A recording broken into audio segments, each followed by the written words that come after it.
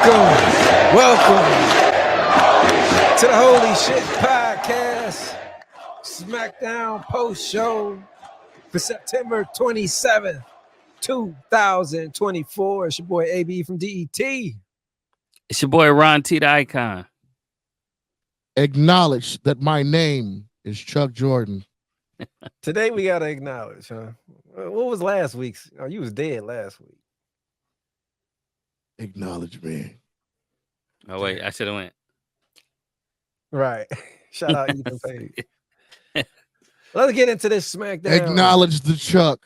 SmackDown starts off. Randy Orton comes out asking for answers and calls out Cody, who explains he's tagging up with Roman because the Rogue bloodline is out of control and by any means necessary, they need to be stopped. Kevin Owens comes out, but before he can speak, Solo and the bloodline interrupts, claiming Kevin and Randy have failed Cody. That's why he needs to team with Roman Reigns. Then Cody challenges him to a 3-on-3, but Kevin cuts him off, insisting that Cody, you got a match coming up. Take it easy. We'll handle him. Setting up the main event, Randy and Kevin Owens versus Solo Sikoa and Jacob Fatu. Chuck, your thoughts on the opening segment of SmackDown? I love the fact that they're never giving KO a chance to express how he feels. Like they just keep every time he's like, I feel done. I'm like, dog, just like let the man speak. Love how Solo is setting up this tension by saying they failed you. You wouldn't have had to partner with Roman if they wouldn't have failed you. But the part I really love was when Kevin Owens' rebuttal was like, no, you already have a match. You already have a partner. You worry about that. Me and Randy will handle tonight. I'm like, oh. It wasn't like, oh, well, take it off because I know you got a big... No, he's like, you already chose a partner. You didn't choose us. So you sit back and let us handle this. I'm like, damn. Right. Shots Serious fired. Tension. Serious tension between Kevin and Cody right now. Your thoughts, Ryan? Yeah, I'm liking this too. I'm liking the tension. I'm just waiting for it to finally boil over, and just see. It looks like I can't tell who it's going to be. I can't tell if it's going to be Randy or it's going to be KO, but it's definitely tension between all three of them, and I'm waiting for it to boil over. So we'll see what happens in Bad Blood. 300, Alex. Going with both. Yeah, What it might be. Alex. You was with Randy last week. Now you switching over to both of them. Yeah, I still believe Randy because Randy has already told him. He was like, hey, look, as long as it don't affect me. Right. But once it as long affects as you don't me, make it a problem. yeah, as long as you don't make it a problem, you ain't got to worry about me. For Kevin, we don't know how he feels because. Oh, wait a minute, ladies and gentlemen. We got a special guest who just made their way to the ring, slid under the rope, and he is interfering in the match. He's got a chair. It's Coach DTM. Let's go. Where's his camera? Coach. There he is. There he Yeah. is. Well, I can't see him. He's still black on mine. Oh yeah, we see him. As long as y'all see him. Yeah. Yeah, I'm wondering if it's going to end up being like a stunner, and while he's in the air, then get RKO. Well, I don't think they would do that to Cody. I don't know who's gonna. I don't know who's gonna turn on him first. It might be both, but I'm willing to bet that it probably will be both. Chuck, you might be right. Your thoughts on the opening segment, Coach? We just was talking about it. Man, opening segment was fire. I'm kind of like y'all in that one, trying to figure out who's gonna turn. But it might not be neither one of them though. You know what I mean? It might not be neither one of them. Cody might be able to pull it off. Like, listen, I'm here for something different, man. Just roll with me. So I think Cody too good of a guy for somebody to actually turn on him in that capacity right now. Right. He doing a lot of make-a-wishes, kissing babies. He putting little Cody jackets. Yeah. And Cody jackets are selling out like crazy. Everybody got, all the kids got one. So you can't turn Cody heel. It's impossible right now. I will say one thing I've always found fascinating is when someone gets called out. Like normally when you got a match, you know, you do your whole spiel of the walkout. But I really like how usually when someone gets called out, if they're a heel, they come out responding to whoever called them out. But they're a good guy. They still do their full walkout entrance. Like Randy's like, come talk to me because I want to. We got to resolve this. And Cody comes out with the kid with the belt. I'm like, if I was Randy, I'm like, if you don't get your ass in here, we ain't got time for that right now. I was thinking the same thing. Kids come first, man. Yeah. Kids come first.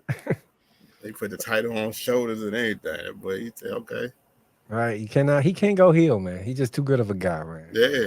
Too good of a guy. I feel like that about Randy right now, too, though. He kind of, you know, he's telling people, like, look, this is the most fun I ever had, man. Right. So, almost like, don't make me turn. This is the most, like, I love interacting with the crowd and all type of stuff, so I'm with it. They singing his song word for word. He loving it coming to the ring. Right. Man. There's no true heels right now other than the bloodline, man. Sure, I seen Randy singing Cody's song. Yeah, he was, man. He was getting hyped with it.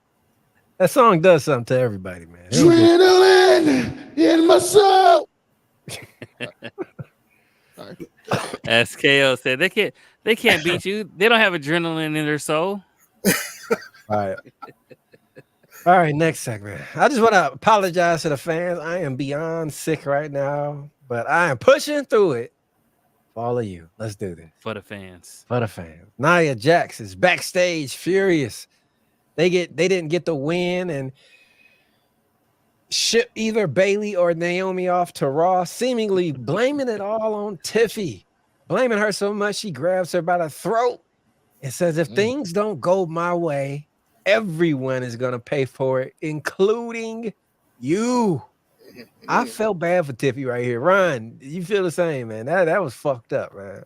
A little bit. She afterwards, she was like, "Oh man, that was kind of rough." Yeah. And then she was scowling afterwards. I don't know if she was mad at the situation, if she was mad at Bayley, but yeah, somebody's gonna get the briefcase pretty soon. I see it. I see it looming. 100%. Coach, your thoughts? Yeah, it's not how you treat your friends, man. I'm in agreement with that, man. I feel like I wasn't feeling, you know, Tiffy getting done like that, man. I felt like she supposed to be like, yo, man, get your hands off me. You know what I mean? But she took it, she ran with did the rub afterward, like it was kind of tight, you know. Right. You know, had me like a turtleneck right there. But yeah, no, it said a lot. It said that she definitely it's definitely Tiffy time to go ahead and cash in. It's time, man. It is definitely time. Chuck, your thoughts?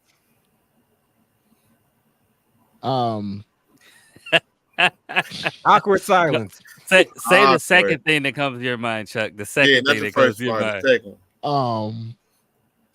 So when she grabbed her, I was like, how dare you grab Tiffy like that? Until Tiffy was like, I was like, wait, are you enjoying that? But let me get out my head. All right, let's back up. I said it was second wrong. Thing that comes to your mind. Right. Second thing. My bad. Okay, I'm back. He about to get Tiffy all three spots on Chuck. Maybe I should go to the fourth thing in my mind. The fourth thing in my mind, I felt like this shows the evilness of Nia Jax, that she's willing to, even when she was like, now we're friends, now that you know that how serious I am of if I lose this, you're going to feel it worse than anybody else. So make sure it don't happen. So now that we're friends again, and gave her that heart. All right. I was like, woo, that was menacing. And that was my fourth thought, because my first three was just dumpster fired like the next match. Well, speaking of the next match, with a Bayley to belly suplex followed by a flying elbow, Bayley defeats Naomi, becoming the number one contender for the WWE Women's Championship. Coach, was this the right idea? Was it the right plan? Did they pick the right person here? I was leaning the other way. I'm gonna be honest with you. I was leaning the other way. I kind of wanted Naomi to pull it off, but I mean, I'm okay with Bailey winning. Bailey got that Sammy effect going on, so you gotta kind of let her roll with it. So, well, it was a good match though. It was definitely a good match. I like it. 100%. Ron, your thoughts? Yeah, I'm kind of with Coach. I thought Naomi would have won it. Because we've seen Bailey versus Nia Jax, and I think Naomi versus Nia Jax would have been a little bit more interesting. But at least we are getting next week Tiffy versus Naomi, so that should be pretty interesting. Right. And maybe it's a better story you could tell with Nia Jax and Bailey, because Bailey could probably come closer to winning against Nia Jax than Naomi could have. So we'll see. We'll see. Why'd you call this a dumpster match, Chuck? I just felt like Naomi's been on a long losing spree. It didn't look good for her, and I knew she was gonna lose as soon as there's certain people where their entrances get the fans going. And you seen the crowd going crazy for hers, and they went to commercial, and I was just like, "Oh, that was rude." And not only that, but these two are veteran women, and I don't know if y'all saw that corner spot where Bailey tried to do that sunset flip, and it was bad. I was like, y'all too professional to have this sloppiness. Yeah. And then we've already seen Bailey versus Nia Jax. That was how you lost the belt. So to me, I was like, let's move somewhere new. Let's go with the glow. Let her. Even if she's not going to win, at least have her build her back up. Have her look strong. Right now, she hasn't looked strong since she tagged. And I want to say it like this: since she tagged with the big two when they made the big three, that was the last time she looked big in anything. Because since then, she's been on a slow decline down, and I just don't like that for her because I've always thought she was a great wrestler, great gimmick, great everything. So I don't know. They just do her wrong. Yeah. Let the cousins fight. Let the cousins fight. That review was nice. Yeah. Yeah. 100% was. I even like the kip up, dude. I don't know if y'all saw the kip up where she. Yeah. I was like, yes. Is it just me, or did that little Uno outfit seem a little dollar store-ish and just kind of cheap, man? I don't know. Maybe it's just me, man. I was like, what is she wearing, man? Vince wouldn't allow that shit. He'd be like, go back and change. Go put on that green outfit. She's actually wore this before, so I don't like it, but I get it. Like I understand she does these little. She need a switch up, man. It's too much. The glow needs to end, fizzle out. I want to see heel Naomi, man. I mean, have we seen that before? Yes. I don't know. That's what I was just thinking. I was like, has it ever happened? Yes. We haven't seen heel Naomi since Team Bad. Yeah. Oh, Team Bad with Sasha and Tamina. Yep. Yeah, 100%. But I also go around. That title that Jordan Grace has in TNA, that was taken from Naomi when she was there. So she was a champion over there. I think they need to elevate her to championship status, because what's the point of her coming back to WWE to just ride unless they're coming up with this mid card title for the women's sometime soon. Made no sense for her to just be sitting at the mid card and not winning the title at least once. And if they went to her TNA gimmick, man, and start calling her Trinity Fatu with the run that Jacob is on, she could be a monster with that name, and just that'll be hard. Or just even Naomi Fatu, add the Fatu at the end. That's it.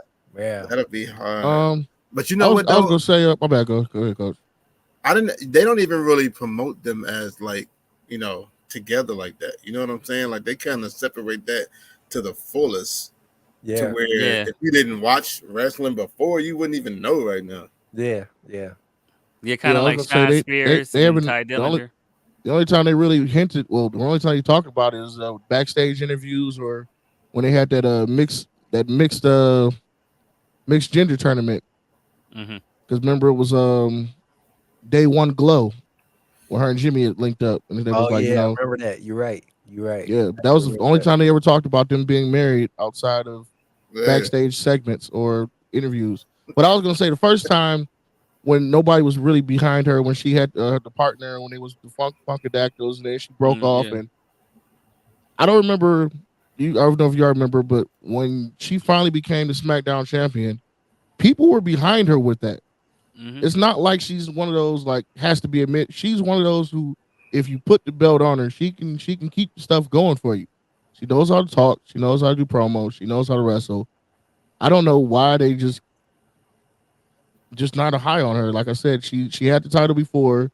She looked good with the title, and she's never seen the title since she lost it. Yeah, that's a fact. 100%, man. Bring back heel Naomi. Triple H, if you hear us, make it happen.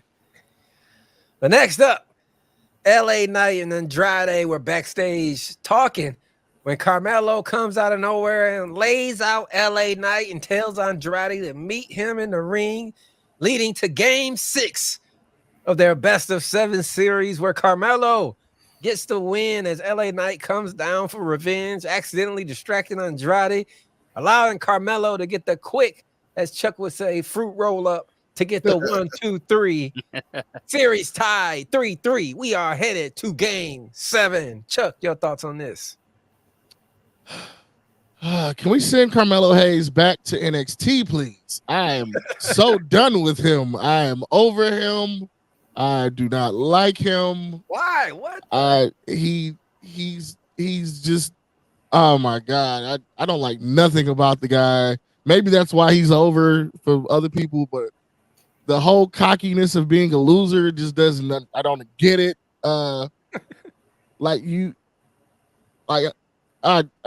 Coach Ron, somebody. I don't Ron, this is your guy. What is this? I rock with him. He's a heel, man. He is playing that heel role to a T. He learned something from Brian Breaker though, with that attacking LA Knight like he did. That was definitely a Brian Breaker move. Yeah, 100%. But yeah, he's being a heel, man. He's making you dislike him, and he's playing that role pretty well. I'm glad he got the dub. They throw on some good matches, man. Him and Andrade, they got great chemistry in the ring. Great. But we'll see what happens this Game 7. We'll see what happens. I think LA Knight is going to get involved. It's going to be a triple threat match. It's going to be a triple threat between Andrade, him, and LA Knight. The question is, do you put the title on Carmelo? Hell no. No, you put it on Andrade. Put that bitch on Andrade. Definitely on Andrade, though. I agree. Told you would say that, Ron. Don't let them get an idea. I would have LA keep it. I don't think Andrade or Carmelo. Yeah, neither one of them at this point. But if he was to drop it to somebody, it should be Andrade. Only because of the match. He's been looking golden recently. So, what's your thoughts, Coach?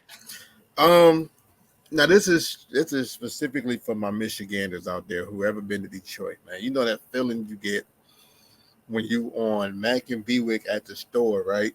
You walk in, and as you're in the store, you realize, shoot, I left my window down.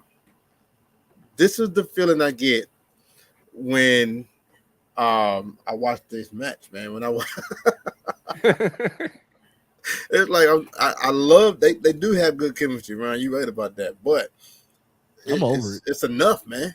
Thank you. You know what I'm saying? It's enough. So, and I feel like this is worse than Drew versus CM Punk for me. Yes.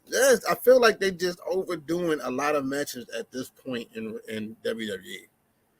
Like all the way around. The Drew and CM Punk, let's shut that down. The Andrade and Mr. Him, let's shut that down. When they were 3-2, that should have been it right there. Like the Judgment Day and the LWO. Like let's shut that down. Like let's create a new feud for the fans to actually love and not be tired of. Like I'm tired of this right here, man. Call me crazy though, but I enjoyed their matches. I think their matches that's are because good. You have no choice. Yeah, their matches right. good. Their matches are good. It reminds me of like New Day versus Usos. They fought a lot. Their matches was always great, but sometimes you have to let Usos fight the bar. Usos fight the B team, and let New Day fight You gotta have them fight somebody else and then bring them back. Fight somebody else and bring them back. That way it feels fresh. Right now, they've literally only fought each other except for the one time Andrade fought LA Knight, and now they're right back together. It's just like Jesus, like we just saw this for 3 months. It's like when you playing your little brother in the game and you beat him twice. He's like, no, let me play again, and then he beats you, and then he talk trash. You like, you know what? I'm gonna play you again, and then he beat you again. You're like, no, we ain't gonna end like that. And then at some point, happening. You just let them win. At some point, Mama got to step in and tell them to go to your separate corners, and go to bed. Yeah, like this. Yeah, you know what this reminds me of? This is worse than this. Ron, I'm gonna add to your analogy. This is like you and your twin facing each other, right? And your cousin is over. You really want to play your cousin, but your brother just won't let the series die. Like y'all 1-1, and y'all keep going back. You like, all right, look, cuz let me face cuz real fast. He like, no, you gotta beat me first. Right. And you be like, I just beat you, but I beat you the time before that. Y'all just keep going back and forth because like, so am I gonna get a chance or not? Because I'm here. I'm here. And you like, I really want to play cuz. He like, yeah, but you gotta get through me first. You like, I have. This is what this reminds me of. Like, LA Knight is the cousin, just like, y'all know I got the title. Sticks, man. Like, go to sticks. Right. Well, hopefully they move on to that, but let's move on here. Tough. Excuse me. Chelsea tried her hardest to help her homegirl win, but Michin gets the win over Piper Nevin, leading up to their street fight next week. And finally, Michin was not the one going into the trash can. They let Piper Nevin take her chance and go in there. But Ryan T, your thoughts on this? I thought this was a pretty good match.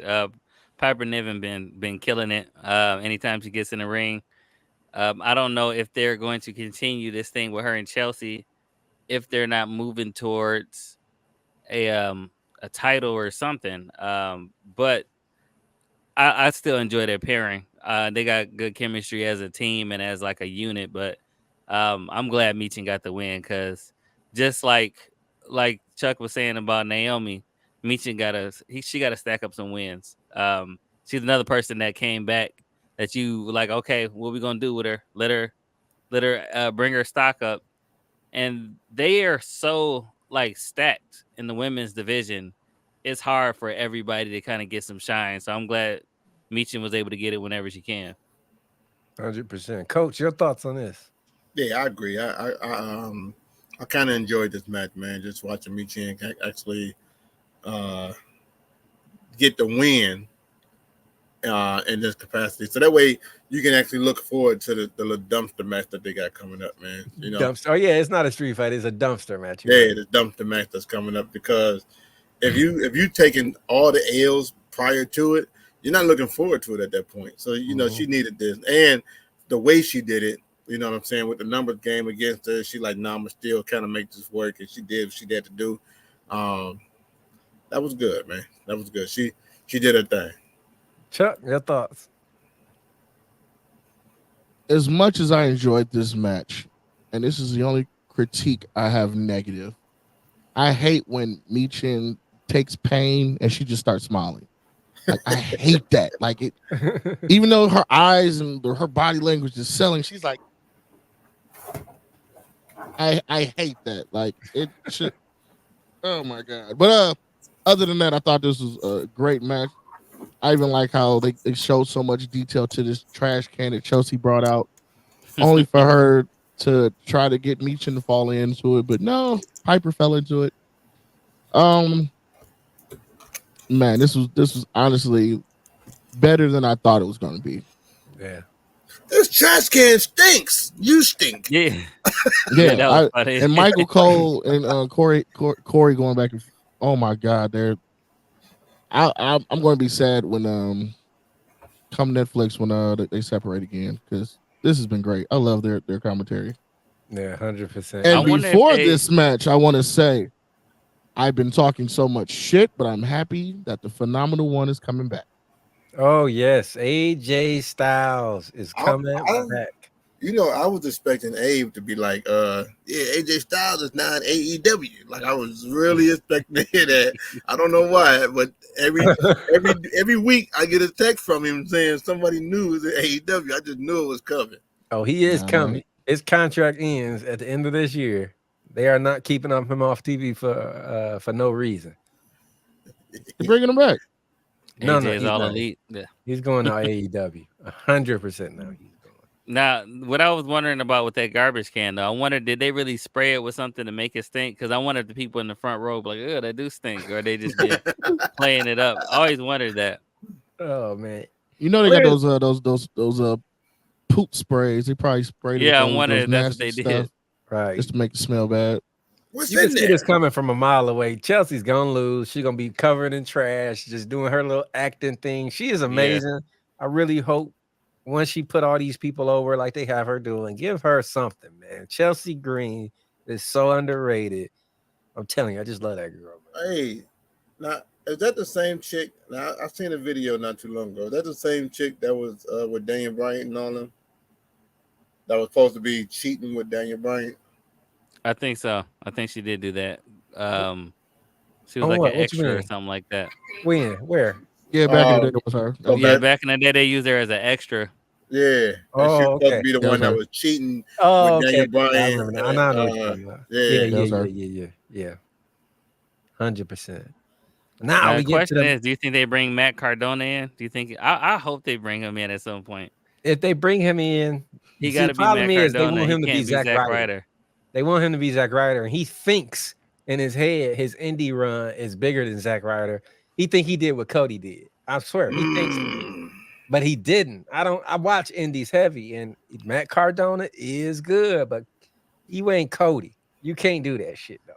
He You're can't gonna come be back Zack as Matt Ryder when you come Cardona. back. Yeah, he Whoa, think he, whoa.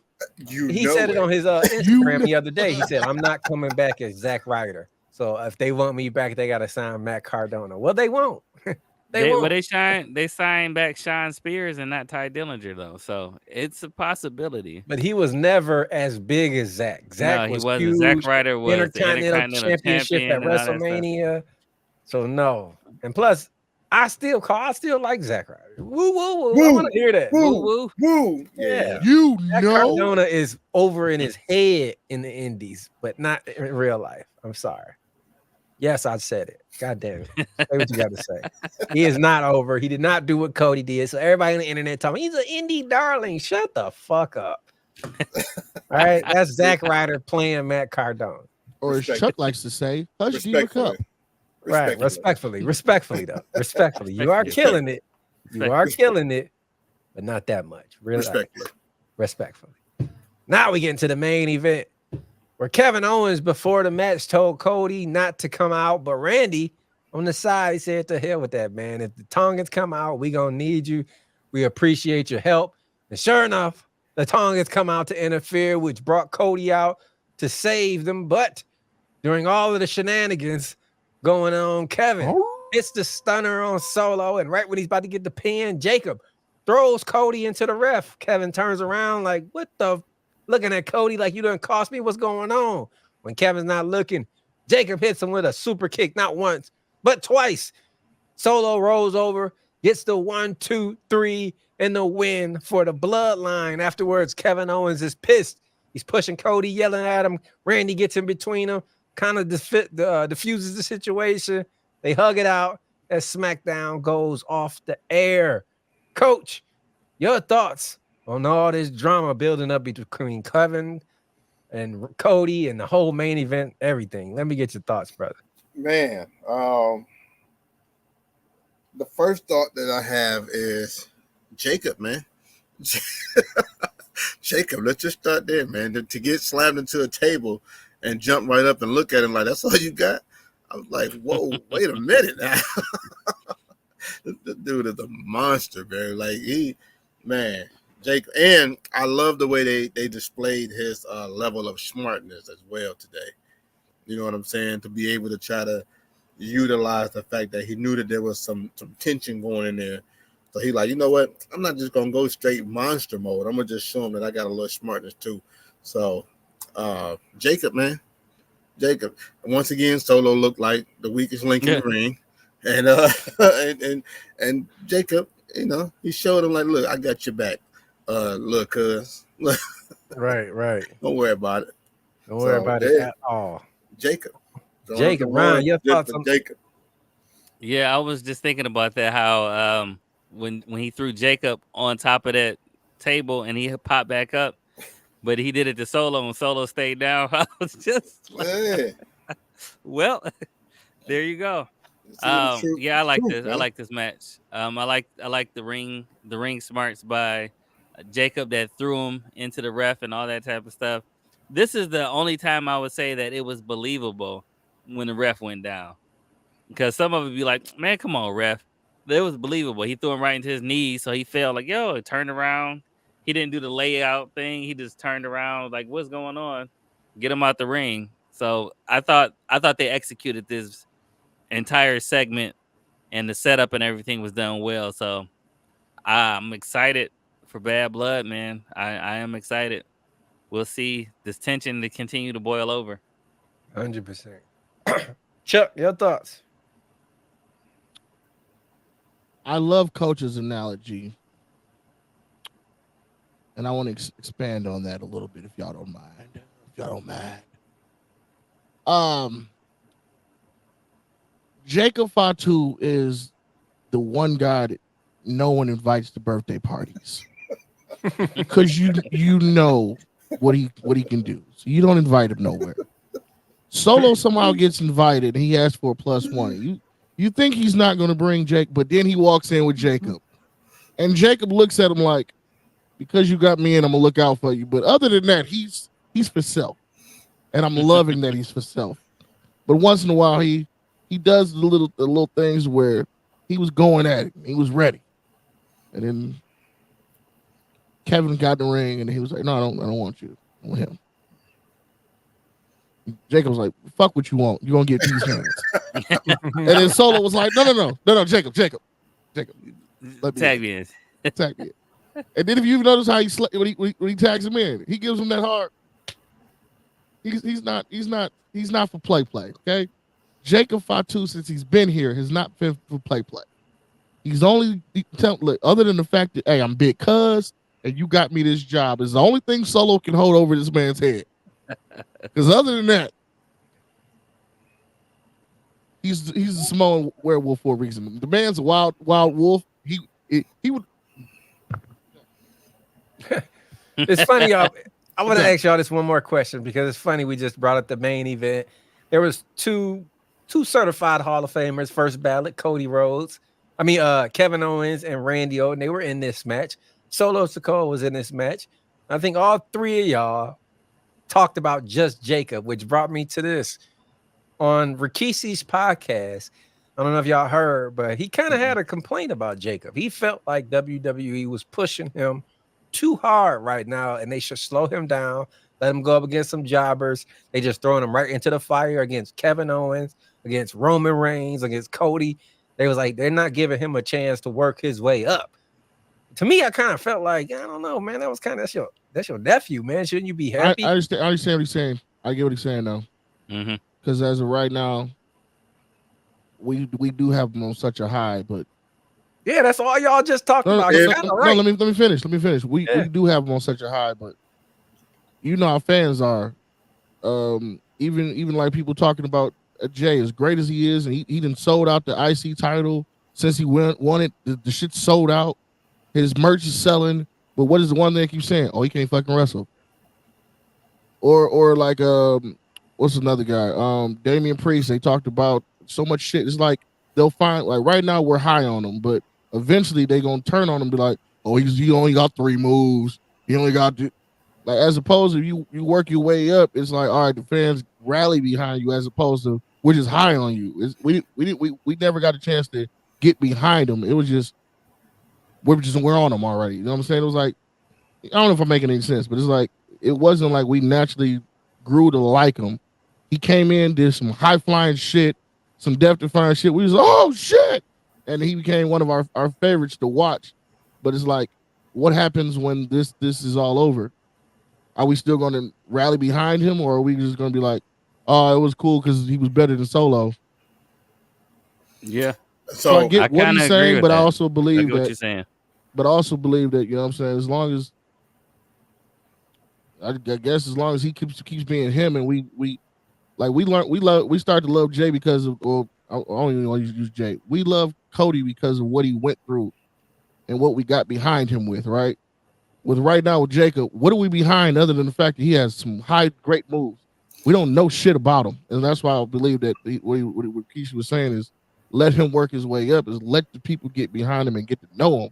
Because as of right now, when his bloodline shit is over, what are you gonna have for him? What do you got for him? That's the thing. For one, go ahead, Coach. I don't think this bloodline thing is ever gonna be over. I don't either, but I was just using that. I was just saying. I was using that example.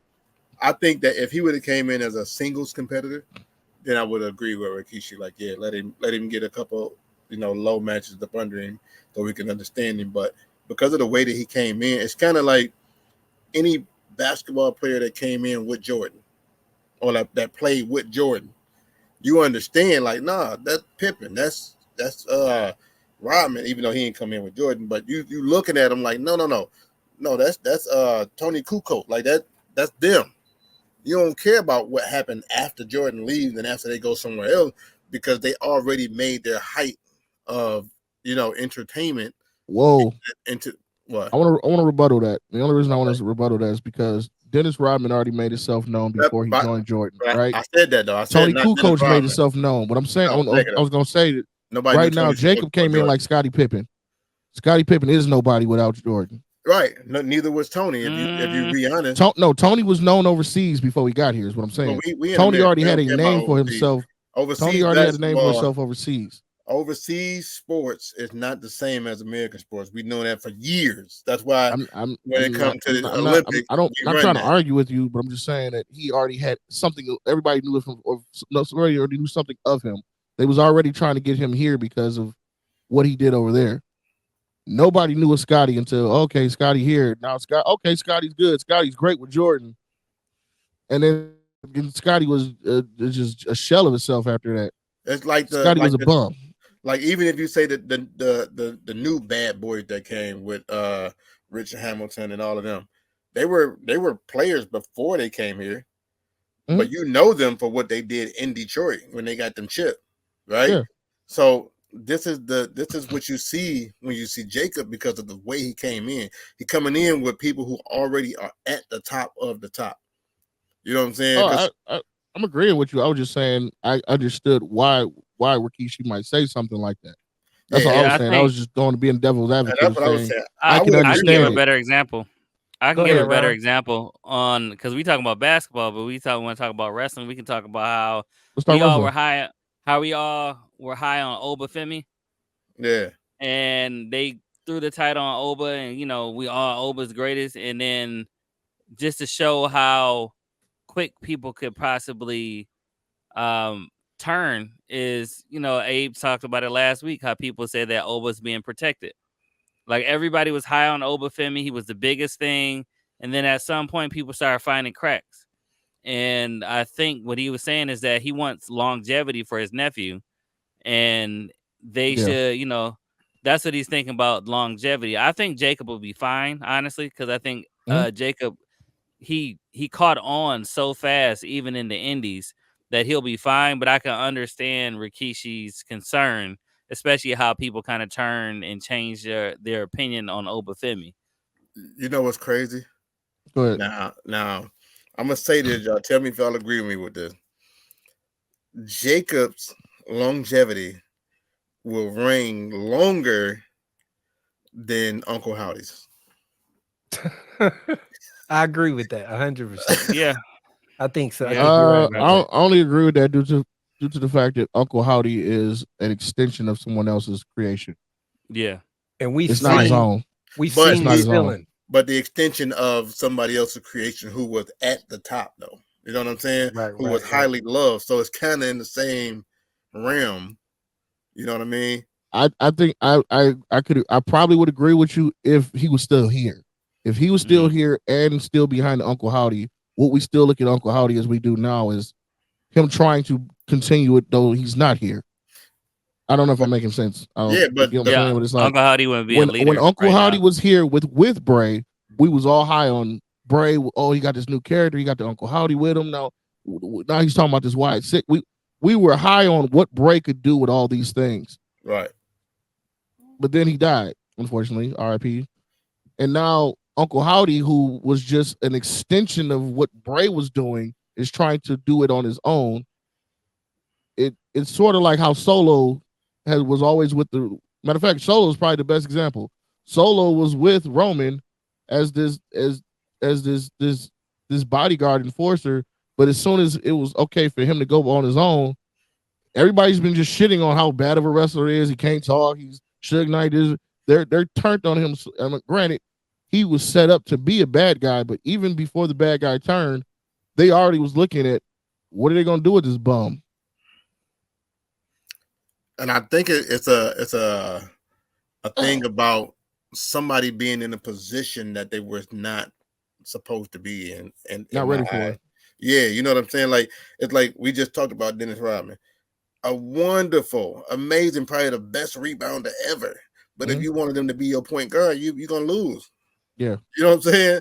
So no, I'm agreeing with you. I was just, like I said, I was just playing devil's advocate of trying to be in a position of where I can understand where Rikishi's coming from. But me personally, I think Jacob's going to be fine due to the fact that we've already saw from other promotions of he knows how to talk, he knows how to wrestle, he knows how to get a gimmick over. He has great entrance, he has a great look. So it's like, to me, it's like he'll be fine. But I can understand Rikishi's hesitation on they didn't build him up. They just threw him into some shit. So I was like, I can understand it. Go ahead, Abe. My bad. Yeah. I'm not gonna play devil's advocate. I'm gonna keep the devil out of this completely and give y'all the gospel. All right. I watched MLW for about a year straight now before he even got there. Y'all are watching 10% of what this man can do. Yep. He is the truth. When he starts to talk, he is a better mic worker than Roman Reigns. I'm a dog walk your. He can talk better on the mic than any member in the bloodline, and they haven't even given him the mic yet. I'm telling you, Rikishi is wrong. Some people are generational talents, and they need to be put right in the front in the mainstream. I think Triple H see it. I think whoever booking WWE see it. So Rikishi, shut the fuck up for the second time. Shut your whole podcast down, man. Rikishi biased. That's what he biased. He like, hold on, my kids. All right, he was talking that shit about Jey Uso. Now he the Intercontinental Champion. Talking about him and Rhea. It's just Rikishi. Just sign autographs. Retire. All right. Hey, I actually agree on that one though. That was the one thing he did say that I did agree on. That leave her and whatever shit she's got going on alone and focus. I said that myself. And when he focused in, he won. God damn it. They need to take that name from Carmelo, because Carmelo is not him. Jacob is really him. 1000%, man. 1000%. Nice. I like that. Nice. On a scale of 1 to 10, though, Ryan T, what are you giving this SmackDown tonight? It was pretty smooth, man. I'll give it an 8. It kind of flew by just because they were match heavy instead of backstage segment heavy. So I give it an 8. Coach. Man, that's just a nice number, man. You know, I've been known to represent the 8s. My bad. Mike went out. Can y'all hear me? Yeah. Yeah, we hear you. Yeah. There we go. My bad. I've been known to represent the 8s, man. So, you know, I'm gonna agree with Ryan and say, you know, 8. Hey, got 2 B's for the show. Chuck, make it 3. Wow, another B. Another B. Do you want my 8? Go ahead. Am I making it right? That is good. You know, I was high on this show. I'm gonna go a little higher. I'll be the opposite. I thought it was like a 9.1. This was like a nice A show. I was nothing that, because I like to view shows on if I fast forward, especially if I'm behind. Oh, and I enjoyed the fact that we're going to get the Stormist. That's what I'm calling the group is right now. The Storm coming and on the greatest night as the host of the Bad Blood. That's going to be pretty sweet. I'm looking at my notes right now. I was going through it, and each segment, I'm like, every segment was good. I gotta give them an A. The only match that was kind of slow for me was the even though it was still a good match, was Michin. I was gonna say the Bailey and Naomi, that botch. I don't know why, but it really bothered me that they both. I thought Naomi got hurt. what the impact of what that match meant. That's why I was interested. I wanted to know who Yeah. was fighting Nia. So that's what. Oh, kept me. okay. Well, yeah. I was just looking at the actual. Yeah. Well, I see what you're saying for sure. I thought Naomi got hurt at first. That's what I thought, but I'm glad Yeah. she didn't. 100%. Great show though. I've been giving Raw and SmackDown high grades lately. They've been doing good, especially now that SmackDown has got off that other show. I think they, like we said, when you put your 2-week notice in, you kind of just start doing dumb shit just because you know you can get away with it. But Yeah, since they've been on this fire new since brand, USA. they've been doing good. 100%. Well, High next time praise. you see High us all this weekend, we got a few shows coming up. We got an iconic moment of the week. We got Ring Rant and we got Chuck's Angels, and then you'll see us all again for Monday Night Raw post show. Whoa! Don't forget, Chucky's we're Angels.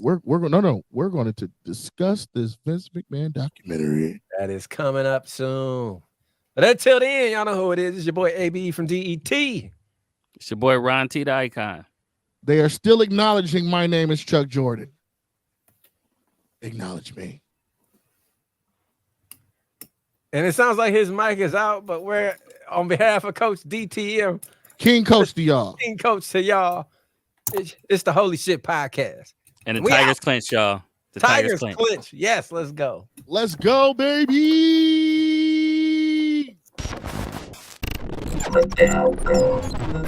Media.